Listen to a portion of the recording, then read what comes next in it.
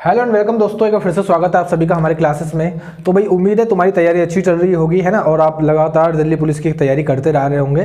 तो आज हमारा प्रैक्टिस सेट नंबर 6 होने वाला है। ठीक है, तो हर सेट में 15 क्वेश्चन होते हैं और हमारा एम है कि एग्जाम से पहले तक ऐसे 50 सेटों को सॉल्व किया जाए, है ना। लगभग 750 क्वेश्चन है। 750 क्वेश्चन एक बहुत बड़ा नंबर होता है ना। लगभग 750 क्वेश्चनों को हम एग्जाम से पहले सोल्व करके अलग बैठ जाए। तो आज हमारा क्वेश्चन प्रैक्टिस सेट नंबर 6 के साथ पहला क्वेश्चन पढ़ेंगे। तो क्या कह रहा है कि एक भिन्न और उसके व्युत्क्रमों का योगफल 113/56 है। तो वो भिन्न क्या होगी?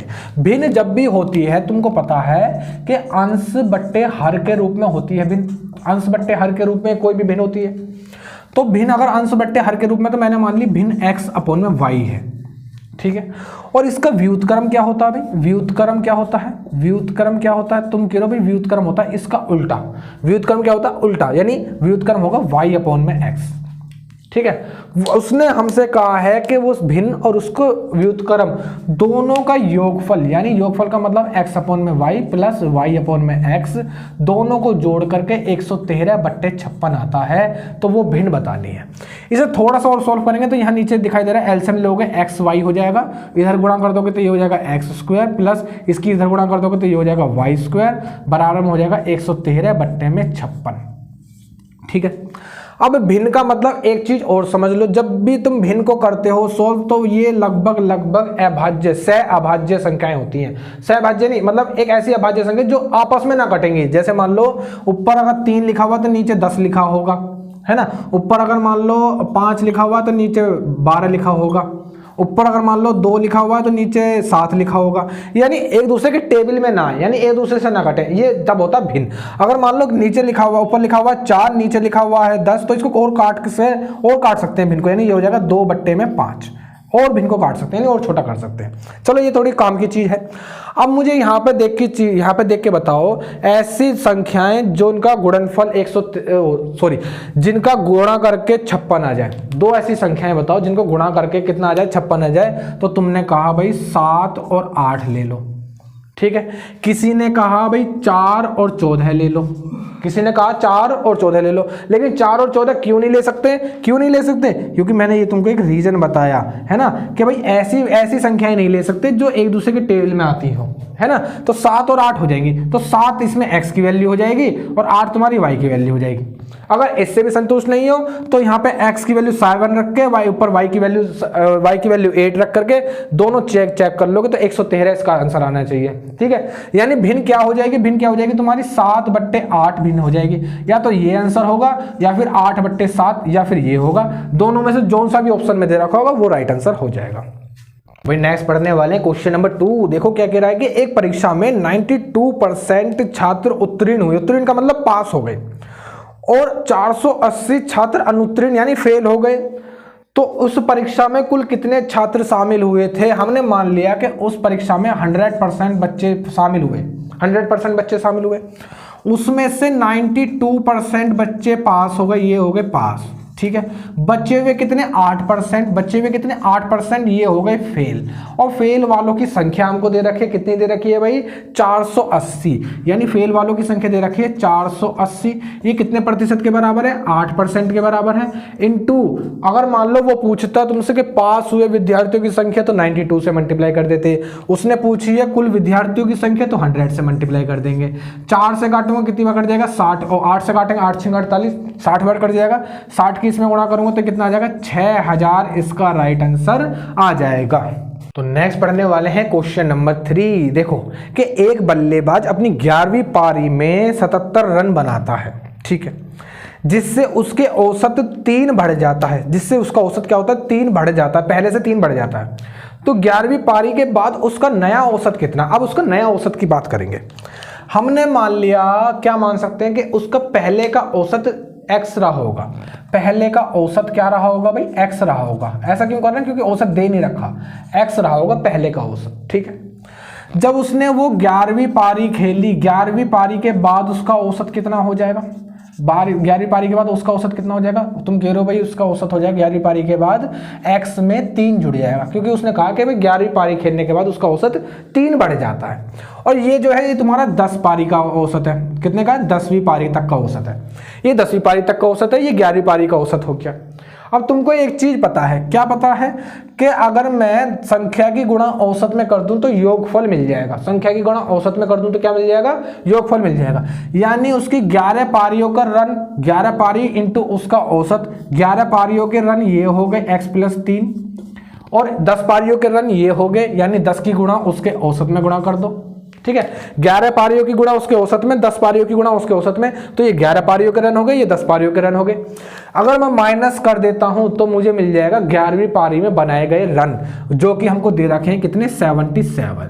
इसे सॉल्व कर लेंगे, यहां से x की वैल्यू निकाल लेंगे। सुनो जरा, 11 के अंदर गुणा करूंगा तो ये हो जाएगा 11x प्लस का 33 माइनस का ये कितना हो जाएगा 10x हो जाएगा, बराबर में हो जाएगा 77। 11x में से 10x चले जाएंगे तो 1x बचेगा, ये प्लस का उधर जाएगा माइनस का, तो 77 में से 33 चले जाएंगे तो कितने बचेंगे भाई 44। यानी पहले का औसत उसका 44 आ जाएगा, कितना आ जाएगा भाई 44, और अब का औसत कितना आ जाएगा उसका 45 आ जाएगा। तो दोनों आंसर हम निकाल सकते हैं। नेक्स्ट पढ़ेंगे भाई क्वेश्चन नंबर 4। सुनो कि यदि किसी वस्तु के अंकित मूल्य पर प्राप्त प्रत्येक 20% की दो क्रमागत छूटें 331 रुपये 20% 20 रुपये 331 रुपये 20 पैसे की एकल छूट के बराबर है, तो वस्तु का अंकित मूल्य बताना, प्रिंटिंग प्राइस बताना है। वो कह रहा है कि या तो 20% की दो छूट दी है उसको, ये जो 20% की दो छूट है ये एकल कितने रुपए, 332 रुपये 20 पैसे, 331 रुपये 331 रुपये 20 पैसे के बराबर है। अगर मुझे ये दो क्रमागत छूटों की जगह एकल छूट निकालनी हो तो कैसे निकालूंगा, सक्सेसिव से। और सक्सेसिव का मैं तुमको फॉर्मूला बता रहा था, छूट के लिए क्या होता है भाई, a + b माइनस का ab अपॉन में 100। बस इस फॉर्मूले से लगा लेंगे एकल छूट। सुनो जरा, a की वैल्यू 20 हो जाएगी, b की वैल्यू 20 हो जाएगी, यानी ये हो जाएगा 20 + 20 माइनस 20 गुणा 20 और बट्टे में आ जाएगा तुम्हारा 100। एक 2 जीरो से ये 2 जीरो कैंसिल हो जाएंगे, 20 और 20 40 में से कितना चला जाएगा, 2 और 2 4, यानी ये आ जाएगा एकल छूट आ जाएगी 36%, है ना। यानी 331 रुपये 20 पैसे जो है वो 36% के बराबर है। इंटू हमसे उसने उसका MRP पूछा है, तो 100 से क्या कर देंगे, मल्टीप्लाई कर देंगे। इसे थोड़ा सा सॉल्व करेंगे। सुनो, पॉइंट हटाऊं, ये वाली 2 जीरो काट दो, ठीक है। और क्या काट सकते हैं, 9 से कट जाएगा, ये 3 3 6 9, 9 से काटो 4 बार, 9 से इसे काटेंगे ये भी कट जाएगा, 9 3 27, ठीक है। यहाँ से कितने बचेंगे तुम्हारे 6, 9 6 54, यहाँ से बचेंगे तुम्हारे 7, 9 8 72, ये आ जाएगी 0।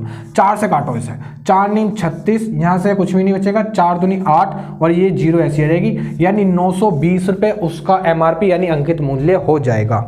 नेक्स्ट पढ़ने वाले क्वेश्चन नंबर 5। देखो कि 4000 रुपये की धनराशि चक्रवृद्धि ब्याज की 3 वर्षों के बाद 4630 रुपये 50 पैसे हो जाती है, तो हमें वार्षिक रूप से चक्रवृद्धि ब्याज की दर बतानी है। इतनी हो जाती है तो इसका मतलब है वो दे रखा है हमको मिश्र धन। कितना दे रखा है, मिश्र धन कितना दे रखा है भाई, 4630 रुपये 50 पैसे, 4630 रुपये 50 पैसे दे रखा है। हमको इसमें मूलधन भी दे रखा है, मूलधन कितना दे रखा है, मूलधन दे रखा है 4000 रुपये, 4000 रुपये मूलधन दे रखा है। इसमें हमको समय भी दे रखा है, समय कितना दे रखा है 3 साल, ठीक है। क्या पूछा उसने, रेट पूछा है भाई, आर पूछा है, तो आर बता देंगे। कौन से फॉर्मूले से, चक्रवर्ती मिश्रधन के फॉर्मूले से। चक्रवर्ती मिश्रधन का फॉर्मूला होता क्या है, A = P ब्रैकेट में 1 + R अपॉन में 100 की पावर T। ये फॉर्मूला याद हो जाना चाहिए, हर सेट में 1-2 क्वेश्चन मिल रहे हैं चक्रवर्ती ब्याज के, ठीक है। तो यहाँ पे मैं देखता हूँ A की वैल्यू कितनी है भाई तुम्हारे पास, 4630.50, ठीक है। ये P जो है डिवाइड में आ जाएगा, यानी इसको डायरेक्ट लिख रहा हूं मैं, ये P इधर डिवाइड में आ जाएगा ना, A के नीचे आ जाएगा। तो P की वैल्यू है कितनी हमारे पास 4000, इसको लिख दूंगा 4000 बराबर में ब्रैकेट में 1 + R अपॉन में 100 की पावर 3 हो जाएगी। टी की वैल्यू कितनी दे रखी? 3, तो टी हो जाएगी, 3 हो जाएगी। ठीक है, और क्या कर सकते हैं, इसमें काम करो, पॉइंट हटाकर नीचे 2 जीरो बढ़ा लो, इस वाली जीरो से वाली जीरो काट दो। ठीक है, और क्या कर सकते हैं, और एक काम करो, इसे 5 से काट दो। ठीक है, 5 से काटूंगा तो ये कट जाएगा 5 अट्ठे 40, 1 2 3, 1 2 3, ये 3 जीरो आ गई। 5 से इसे काटूंगा, ये भी कट जाएगा, कितनी बार, 5 अट्ठे 40 हो जाएगा। ठीक है, अंदर से कितना बचेगा तुम्हारा, 6 बचेगा। 5 अट्ठे 40, यहाँ से बचेंगे 6 और 5, एक सेकंड में 5 से काट रहा हूँ ना, तो 5 निम 45 हो जाएगा ना, सॉरी 5 निम 45, यहाँ से बचेगा 1, 5 दूनी 10 हो जाएगा, यहाँ से बचेंगे 3, 5 छिंग 30 हो जाएगा, यहाँ से कुछ नहीं बचा, ये 5 एकम 5 हो जाएगा। यानी हमारे पास जो बचा, अब बचा हुआ 9621 अपॉन में 8000। ठीक है, 9261 अपॉन में क्या आ जाएगा, 8000। और इधर जो ये क्यूब है, ये क्यूब रूट में आ जाएगा, कोई दिक्कत थोड़ी किसी को भाई, जो इधर क्यूब है वो क्यूब रूट में आ जाएगा। और उधर क्या बचेगा तुम्हारे पास, 1 प्लस आर अपॉन में 100। ठीक है, 1 प्लस आर अपॉन में 100 तुम्हारे पास बचेगा। अब 9261 किसका क्यूब होती है, किसकी क्यूब होती है, तुम कह रहे हो भाई 31 की क्यूब होती है। कितने की क्यूब होती है, 31 की क्यूब हो जाएगी, नहीं सॉरी 31 की, 21 की, सॉरी 21 की क्यूब होती है। कितने की होती है भाई, 21 की क्यूब होती है। नीचे क्या है, 8000 किसका क्यूब होती है, तुम कह रहे हो 20 की क्यूब होती है, इसको 20 लिख देंगे। ठीक है, बराबर में क्या हो जाएगा, इस यहाँ पे एलसीएम ले लेंगे तो ये हो जाएगा 100 प्लस आर अपॉन में 100। ठीक है, इससे काट दूंगा, ये कट जाएगा 5 बार, 5 की गुणा इसमें करूंगा तो 5 एकम 5 और 5 दूनी 10, यानी 105 हो जाएगा, इजिकल टू 100 प्लस आर। ये प्लस के इधर आएंगे माइनस के, यानी आर की वैल्यू आ जाएगी 5%। तो वो वार्षिक दर कितनी आ जाएगी भाई, 5%। इसका राइट आंसर हो जाएगा।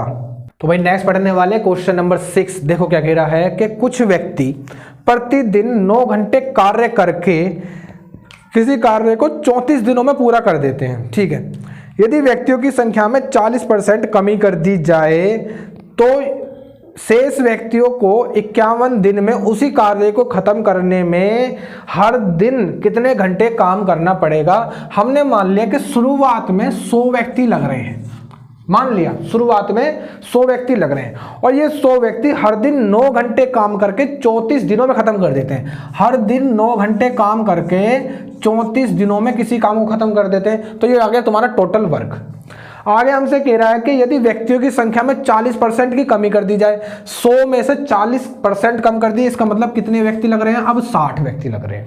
ठीक है, 60 व्यक्ति शेष कार्य को 51 दिनों में खत्म करना है। इस काम को 51 दिनों में खत्म करना है, तो उन्हें हर दिन कितने घंटे, कितने आवर काम करना पड़ेगा। तो ये MDH वाला हमारा फॉर्मूला लग जाएगा। कौन सा वाला भाई, MDH वाला, M1 D1 H1 ये बराबर हो जाएगा M2 D2 H2 के बराबर हो जाएगा। फॉर्मूला कहीं ना कहीं ध्यान में आ रहा होगा, कहीं ना कहीं दिमाग में आ रहा होगा, कहीं तो सुना है, बिल्कुल सुना होगा। नीचे W1 इसके भी होता है ना। अब सुनो जरा, इसे थोड़ा सा सोल्व करेंगे, H की वैल्यू निकाल लेंगे। क्या कर सकते हैं, 17 से काट दूंगा 3 बार कट जाएगा, 17 से काट दूंगा 2 बार कट जाएगा, 3 से काटेंगे ये 3 बार कट जाएगा, इस 3 से काटेंगे ये 20 बार कट जाएगा, इस 20 से इसे काटेंगे ये 5 बार कट जाएगा, सब कट के लगभग। तो यहाँ 5 और 2 बच रहा है, यानी 5 दूनी कितना आ जाएगा, 10 आ जाएगा। और उधर क्या बच रहा है, H बच रहा है, यानी हर दिन कितने घंटे काम करना पड़ेगा भाई, 10 घंटे। इसका राइट आंसर हो जाएगा। नेक्स्ट पढ़ने वाले हैं भाई क्वेश्चन नंबर 7। देखो कि एक धनराशि 2 वर्षों के लिए एक निश्चित दर पर साधारण ब्याज की दर से निवेश की गई है। ठीक है, यदि इसे 3% अधिक में दिया गया होता तो 300 रुपये ज्यादा मिलते। यानी इस क्वेश्चन में हमको ब्याज का अंतर दे रखा है। क्या दे रखा है भाई, ब्याज का अंतर दे रखा है, ब्याज अंतर दे रखा है। कितने रुपए, 350 रुपये, 350, एक सेकंड चेक करेंगे, 300 रुपये, सिर्फ 300 रुपये, सॉरी 300 रुपये दे रखे हैं। ठीक है, और हमको इसमें ब्याज की दर का अंतर भी दे रखा है। किसका दे रखा है भाई, दर का अंतर भी दे रखा है, दर का अंतर भी दे रखा है 3%। ठीक है, और टाइम दे रखा है, समय दे रखा है भाई 2 वर्ष। ठीक है, हमें सिर्फ एक फॉर्मूला पता है साधारण ब्याज के लिए, हमको सिर्फ एक फॉर्मूला पता है। क्या पता है कि भाई SI बराबर P into R into T upon में 100। सुनो, मैं इसको यह कैसे याद करेंगे कि इस फॉर्मूले को ही लगाएंगे इसमें। सुनो, जब भी वो तुम्हें 2 कंडीशन देगा, या तो ब्याज का अंतर तो देगा ही देगा, उसके साथ साथ या तो दर का अंतर दे देगा या फिर समय का अंतर देगा। जब समय का अंतर देगा तो दर स्थिर दे देगा, दर कोई भी एक फिक्स दे देगा, 4% 5%। अगर मान लो वो समय का अंतर, दर का अंतर दे रहा तो फिर समय फिक्स दे देगा, जैसे इसमें दे रखा 2 वर्ष, ठीक है, तो एक चीज फिक्स दे देगा, फॉर्मूला यही लगाना है, इसी में वैल्यू पुट करेंगे। SI जो दे रखा है वही लिख लेंगे, 300 SI हो जाएगा, बराबर P की वैल्यू निकालनी है, R कितनी दे रखी है 3, इंटू टाइम कितना दे रखा है 2, बट्टे में कितना हो जाएगा 100, ठीक है, 3 दूनी 6 से काटेंगे, कितनी बार कट जाएगा 5 बार कट जाएगा, 5 6 30, 1 0 ऐसी आ जाएगी। 100 की गुणा इसमें करूंगा तो ये कितना हो जाएगा 5000, इसका राइट आंसर आ जाएगा, यानी मूलधन कितना आ जाएगा भाई 5000, इसका राइट आंसर हो जाएगा। नेक्स्ट पढ़ने वाले हैं क्वेश्चन नंबर 8। देखो क्या कह रहा है कि यदि एक कक्षा में छात्र 6, 8 और 10 का एक निश्चित समूह बना सकते हैं तो छात्रों की न्यूनतम संख्या का मतलब है कम से कम कितनी संख्या हो सकती है। तो क्या करते हैं इस टाइप के क्वेश्चनों में, जो संख्या दे रखी है 6, 8 और 10 के समूह बना रहे हैं, उनका एलसीएम ले लो। 6, 8 और 10 का समूह एलसीएम कितना होता है 120, तो न्यूनतम कम से कम संख्या 120 होगी, 120 इसका राइट आंसर। पेन उठाने की भी जरूरत नहीं है। अब देखो सुनो, वो कह रहा है कि भाई कम से कम 6, 8 और 10 के समूह बना सकते हैं, यानी इतने इतने के वो ग्रुप बना सकते हैं। इनका क्या निकाल देंगे, इनका निकाल देंगे एलसीएम। तो 6, 8 और 10 का एलसीएम कितना होता है 120 होता है, यानी ये ऐसी संख्या जो 6 से भी डिवाइड हो जाए, 8 से भी डिवाइड हो जाए और 10 से भी डिवाइड हो जाए, है ना। अगर 6 के ग्रुप बनाते हैं तो 20 ग्रुप बनेंगे, 8 के ग्रुप बनाते हैं तो 15 ग्रुप बनेंगे, और 10 के बनाते हैं तो 12 ग्रुप बनेंगे। इस तरीके से यानी कंप्लीट ग्रुप बन जाए, कोई भी बच्चा बाहर या आगे पीछे ना बचे। तो टोटल कितने बच्चे होने चाहिए, कम से कम 120 विद्यार्थी उसमें होने चाहिए। तो भाई नेक्स्ट पढ़ने वाले हैं क्वेश्चन नंबर 9। सुनो क्या कह रहा है कि एक 27 सेंटीमीटर त्रिज्या वाले एक गोले को पिघलाकर 3 सेंटीमीटर व्यास वाले छोटे गोले के रूप में ढाला जाता है तो कुल छोटे गोलों की संख्या कितनी होगी। जब भी मैंने बताया कि जब भी पिघलाने की बात करेगा तो तुमको इनका आयतन निकालना है। गोले का आयतन का फॉर्मूला याद करो भाई, गोले के आयतन का फॉर्मूला 4/3 इंटू पाई आर की क्यूब। याद हो गया, बिल्कुल हो गया जी। गोले का आयतन का फॉर्मूला क्या होता है 4/3 इंटू पाई आर की क्यूब। अगर बड़े गोले की बात कर रहा तो पहले बड़े गोले निकाल देंगे, यानी 4/3 इंटू पाई की वैल्यू ऐसी रहने तो चलो ठीक है, इंटू आर की वैल्यू कितनी, आर की वैल्यू दे रखी 27, तो 27 को लिख देंगे 3 बार, 27 गुणा 27 गुणा 27, ठीक है। ये आयतन बड़े वाले गोले का आयतन बराबर हो जाएगा छोटे वाले गोले के आयतन के, ठीक है। छोटे वाले गोले का आयतन के लिए भी यही फॉर्मूला लगाएंगे, गोले का आयतन तो सेम ही रहेगा। तो 4/3 इंटू पाई ऐसी रहने दो, इंटू आर वहां पे कितनी दे रखी है भाई, तुम्हें कितनी दे रखी है एक बार चेक करेंगे। 3 व्यास है, व्यास दे रखा है, सुनोगे जरा, व्यास दे रखा है हमको 3, तो त्रिज्या कितनी हो जाएगी 3/2, त्रिज्या 3/2 हो जाएगी, ठीक है।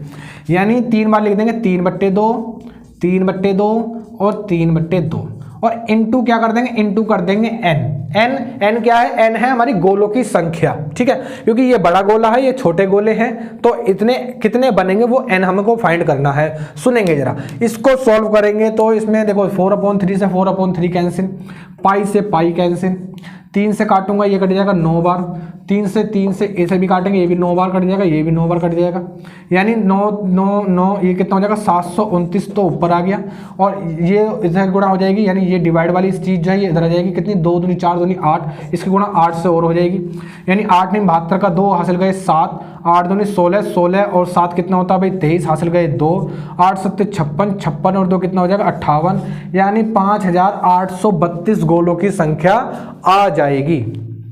नेक्स्ट पढ़ेंगे भाई क्वेश्चन नंबर 10। क्वेश्चन नंबर 10 सामने लिखा है, कह रहा है कि भाई इसका मान बताना है। सुनेंगे जरा, इसका मान का कैसे निकाल सकते हैं। सुनो, सिंपल तरीका बताता हूँ। ये जो लिखा हुआ है इसको ऐसे लिख दो, 2/3 ऐसे लिख दो, इंटू ऊपर 3 ऐसे लिख दो, ठीक है। नीचे पहले 5/2 तो ऐसे लिख दो, 5/2 इंटू, देखो ये डिवाइड वाला जो साइन है वो तुम्हें पता है मल्टीप्लाई में चेंज हो सकता है, लेकिन इसके साथ साथ जो आगे की संख्या है वो पलट जाती है। जैसे ये 2/3 है तो ये क्या लिख देंगे 3/2 लिख देंगे, इसको क्या लिख देंगे भाई 3/2 लिख देंगे। अब जब भी का वाली चीज आती है, अगर तुमने उसके साथ वाली चीज को पलटा है तो का वाली चीज को भी पलटेंगे। अगर ये पलटा है तो इसके साथ जो का लगा करके संख्या दे रखी है ना उसको भी पलटेंगे। यानी ये कितना लिखा हुआ है 4 एकम 4 और 1 5, यानी 5/4 लिखा हुआ है। ये कितना लिखा हुआ है, ये लिखा हुआ तुम्हारे पास 5/4, तो इसको क्या लिख देंगे, इसको लिख देंगे 4/5, ठीक है। का की जगह मल्टीप्लाई लगा देंगे। अब सोल्व करेंगे इसको, तो भाई 5 से 5 काट दिया, 2 दूनी 4 से ये वाला 4 काट दिया, इस 3 से ये 3 काट दिया, क्या बचा 2/3, 2/3 इसका राइट आंसर आ जाएगा। नेक्स्ट पढ़ने वाले हैं क्वेश्चन नंबर 11। देखो क्या कह रहा है कि रबड़ की कीमतों में 25% कमी करने के बाद, यानी कमी होने के बाद एक व्यक्ति 1 रुपए में 2 रबड़ अधिक खरीद लेता है, तो बताना है कि अब 1 रुपए में कितनी रबड़ मिलेंगी। सुनेंगे जरा, वो कह रहा है कि 25% कमी, यानी कोई भी चीज पहले 100% पे रही होगी, ठीक है, 25% कम कर दी, यानी अब 75% पे हो गई। अब कितने पे हो गई? 75% पे। ये आ गई कीमत। क्या आ गई भाई? ये आ गई कीमत। अगर इसको मैं रेशियो में निकालने चलूंगा तो कैसे आ जाएगी? 25 से काटेंगे 4 बार, 25 से काट देंगे 3 बार, ये आ गई कीमत, ठीक है। अगर इनका हम रेसिप्रोकल कर देते हैं, क्या कर देते हैं? रेसिप्रोकल कर देते हैं, तो इनकी वैल्यू, इनकी क्या आ जाती है? इनकी आ जाती है क्वांटिटी, यानी कितनी चीजें हैं, यानी संख्या बोल सकते हैं, उनकी संख्या है, ठीक है। तो कितनी आ जाएंगी? 3, और यहाँ पे कितना हो जाएगा? 4। यानी पहले 4 रुपए में 3 रबड़ आ रही थी, तो अब 3 रुपए में 4 रबड़ आ रही है ना। गिरावट होने के कारण पहले 4 रुपए में 3 आ रही थी, तो अब 3 रुपए में 4 आ रही है। कितने का फर्क आ रहा है भाई? कितने का फर्क आ रहा है? 1 का फर्क आ रहा है। लेकिन क्वेश्चन ने कहा है कि भाई वो 1 रुपए में 2 अधिक खरीद पाता है, तो 2 यानी 1 को अब अगर 2 के बराबर करूंगा तो 2 से गुणा इसमें करनी पड़ेगी, 2 से गुणा इसमें करनी पड़ेगी, यानी 2 से गुणा इसमें, 2 से गुणा इसमें, यानी पहले वो 6 खरीद रहा था, तो अब वो कितनी खरीदेगा? 8 खरीदेगा। तो कितना राइट आंसर आ जाएगा भाई? अब की पूछे तो 8 इसका राइट आंसर हो जाएगा। तो भाई नेक्स्ट पढ़ने वाले क्वेश्चन नंबर 12। देखो क्वेश्चन नंबर 12 सामने लिखा है, हमसे कह रहा है 2 cube root of 32 minus 3 cube root of 4 plus 3 cube root of 500, इसका मान बताना है। तो सुनो, सबसे छोटी इकाई मुझे क्यूब रूट के अंदर 4 दिखाई दे रही है, यानी सबके अंदर क्यूब रूट के अंदर 4 बनाना सब में, तो यानी इसको लिख सकता हूं मैं 2, अंदर देखते हैं क्यूब रूट, इसको लिख सकते हैं 8 गुणा 4, माइनस इसको लिख सकते हैं 3 क्यूब रूट ऑफ 4, इसको ऐसे रहने दो, प्लस इसको भी कुछ लिख सकते हैं भाई, क्यूब रूट ऑफ, इसको क्या लिख सकते हैं? 500 को 4 से भाग करूंगा तो कितना आएगा? 125, यानी ये हो जाएगा 125 गुणा 4, ठीक है। अब अंदर क्यूब रूट के अंदर सिर्फ 4 छोड़ देंगे, तो देखो 2 8 जो है वो 2 बन के बाहर निकल जाएगा। 8 की क्यूब रूट कितनी होती है? 2, तो 2 दूनी 4, ये हो जाएगा, यानी ये हो जाएगा 4 क्यूब रूट ऑफ 4 माइनस ये तो लिखा हुआ है ही तुम्हारे पास 3 cube root of 3 cube root of 4 plus यहाँ पे कितना हो जाएगा? देखो 125 की क्यूब रूट कितनी होती है? 5, तो ये 5 बन के बाहर निकल जाएगा, यानी हो जाएगा 5 और क्यूब रूट ऑफ 4। 4 प्लस के 4 और 5 9 हो जाएंगे, 9 में से 3 चले जाएंगे तो कितने बचेंगे अभी? 6, यानी 6 क्यूब रूट ऑफ 4 इसका राइट आंसर आ जाएगा, यानी 6 क्यूब रूट ऑफ 4 इसका राइट आंसर होगा। अगला क्वेश्चन पढ़ेंगे, क्वेश्चन नंबर 13। देखो कि ए और बी किसी कार्य को 6 दिन और 8 दिन में समाप्त कर सकते हैं। उन्होंने सी की सहायता ली और इस कार्य को 3 दिन में ही पूरा कर दिया। कुल 1848 रुपए कमाते हैं इस तरीके से 3 दिन में, तो सी का हिस्से में कितने रुपए आएंगे? सुनो जरा, वो कह रहा है कि भाई ए और बी इसको 6 दिन में और 8 दिन में खत्म कर सकते हैं, 6 दिन में और 8 दिन में खत्म कर सकते हैं, ऐसे कह रहा है, ठीक है। लेकिन उन्होंने सी की मदद ली और उस काम को 3 दिन में ही खत्म कर दिया। सी की मदद ली और 3 दिन में खत्म कर दिया। अगर मैं इनकी दोनों की सहायता से टोटल वर्क निकालूंगा तो कितना आएगा? 24। 6 और 8 का एलसीएम कितना होता है? 24। यानी ये ए 1 दिन में कितना काम करेगा? 6 से भाग करेंगे तो 4, और बी कितने काम करेगा 1 दिन में? 3। यानी ये 1 दिन में 4 काम कर रहा है, ये 1 दिन में 3 काम कर रहा है। लेकिन इन्होंने क्या काम करा? सी की भी मदद ली और 24 काम को 3 दिन में ही खत्म कर दिया। 3 दिन में खत्म कर दिया, यानी हर दिन कितना काम करा? हर दिन उन्होंने 8 काम करा है, ठीक है। एक बार वो समझो कि भाई मैंने इन दोनों की मदद से पहले टोटल वर्क निकाल लिया। अब 6 से भाग करूंगा तो ए 1 दिन में 4 काम कर रहा है, 8 से भाग करूंगा तो बी 1 दिन में 3 काम कर रहा है। लेकिन उन्होंने सी की मदद से पूरे काम को 3 दिन में खत्म कर दिया, यानी 24 को 3 से भाग करूंगा तो 1 दिन में काम किए गए काम की वैल्यू आ जाएगी 8। यानी उन तीनों ने मिल करके 1 दिन में काम करा है 8। तीनों ने अगर 8 करा है, ए 4 करता है, बी 3 करता है, तो सी कितने करेगा? तुम कह रहे हो भाई सी 1 करेगा। 4 और 3 7, 8 में से 7 जाएंगे तो 1 बचेगा। सी करेगा 1। अब जो पैसे हैं वो इनके, देखो कारा काम तीनों ने सेम दिन है, 3 दिन तक करा है ना, तीनों ने 3 दिन तक काम करा, तो जो अब पैसे हैं वो इनके किए गए कामों के अनुसार बटेगा, है ना। टोटल पैसे कितने हैं? 1848 रुपए। 1848 रुपए हैं, इनके कामों के हिसाब से बैठेंगे। टोटल कितने काम करते हैं? 4 3 7, 7 और 1 8। 1 दिन में 8 काम करते हैं, इनटू जिसका ही पूछेगा। मान लो सी का पूछा है तो 1 की गुणा, ए का पूछता 4 की गुणा, बी का पूछता 3 की गुणा, 8 से काटूंगा कट जाएगा, 8 दूनी 16, ठीक है, यहाँ से बचेंगे 2, 8 3 24, यहाँ से बचेगा कुछ भी नहीं, 8 एकम 8, यानी सी के हिस्से में 231 रुपए आ जाएंगे। तो भाई नेक्स्ट पढ़ेंगे क्वेश्चन नंबर 14। देखो क्या कह रहा है कि एक 150 मीटर लंबी रेलगाड़ी 36 किलोमीटर प्रति घंटे की चाल से चल रही रेलगाड़ी की ही दिशा में 9 किलोमीटर प्रति घंटे की चाल से चल रही साइकिल चला रहे व्यक्ति को पार करने में लिए गए समय, यानी लिया गया समय हमको ज्ञात करना है। सुनो, ये मान लो ये जा रही है एक ट्रेन, ठीक है, जिसकी स्पीड है 36 kilometre per hour, 36 kilometre per hour. इसी दिशा में एक साइकिल लेके जा रहा है जिसकी स्पीड है 9 किलोमीटर पर आवर। एक चीज याद रखना कि जब भी दो चीज एक ही दिशा में जा रही हो तो उनकी स्पीडों का डिफरेंस निकालते हैं। जब वो एक दूसरे के अपोजिट जा रही हो, मान लो एक चीज इधर जा रही है एक चीज इधर जा रही है, तब दोनों की स्पीडों को क्या करते हैं, जोड़ देते हैं। अब क्या करेंगे, दोनों एक ही दिशा में जा रहे हैं तो स्पीड का डिफरेंस निकाल देंगे, यानी इनकी सापेक्ष गति कितनी आ जाएगी भाई, 36 में से 9 चले जाएंगे तो 27 किलोमीटर पर आवर आ जाएगी। ठीक है, हमसे कह रहा है कितने मीटर लंबी है, 150 मीटर लंबी रेलगाड़ी, इसे पार करने में कितना समय लेगी। तो सुनेंगे जरा, ये अगर 150 मीटर लंबी रेलगाड़ी है, कुल दूरी कितनी हो जाएगी, 150 मीटर हो जाएगी। इसको क्या करेंगे भाई, 5/18 से गुणा करके क्या कर लेंगे, इसको मीटर पर सेकंड में चेंज कर लेंगे। 5/18 से गुणा करके क्या कर लेंगे, मीटर पर सेकंड में चेंज कर लेंगे। तो 9 तिया 27, 9 दूनी 18, कितना हो जाएगा ऊपर, 3 पंजे 15/2 आ जाएगा। यानी ये आ गई तुम्हारी स्पीड, ये रही तुम्हारी दूरी। तो दूरी बट्टे में चाल क्या होता है, समय होता है। नीचे वाला 2 कहां ले जाऊंगा, ऊपर ले जाऊंगा। 15 से काटेंगे 10 बार कट जाएगा, 10 दूनी क्या आ जाएगा 20, यानी उसे पार करने में 20 सेकंड लग जाएंगे। कितने सेकंड लग जाएंगे भाई, 20 सेकंड इसका राइट आंसर आ जाएगा।